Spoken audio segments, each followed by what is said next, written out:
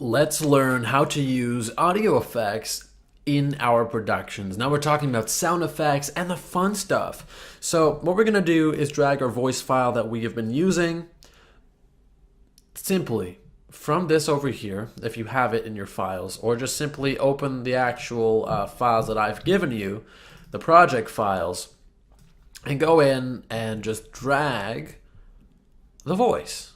As simple as that. Next, you want to look at number 5. It's SFX, the sound effects. And these are a lot of fun. We're going to learn how to use these in your productions. All you have to do is find the place you want to introduce the sound effect. So let's try here. Let's become experts at Adobe Audition. That's one potential spot. We can also do here. And one of your mistakes may become a masterpiece. We can do, let's see. Don't be afraid to make mistakes.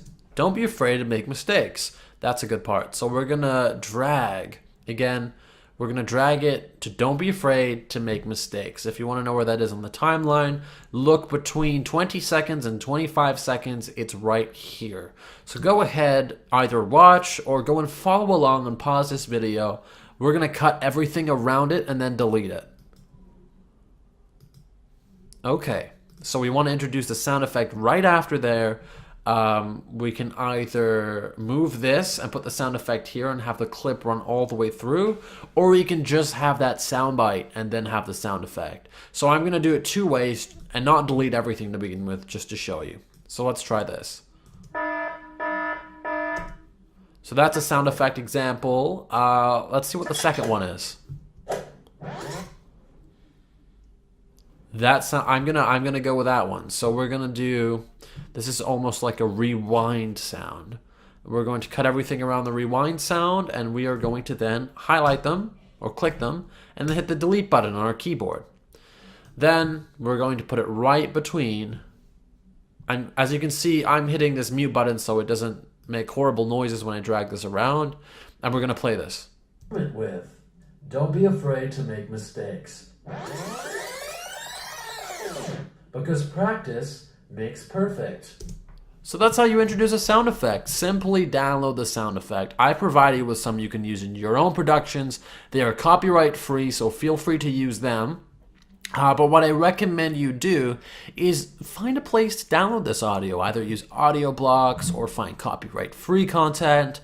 Or what's really fun is making your own. Hey, why don't you just go ahead and, grab a cup and drum on it, or go ahead and rewind an actual VHS tape or something and see what it sounds like. So I really recommend introducing sound effects into your productions because they're going to make them fun.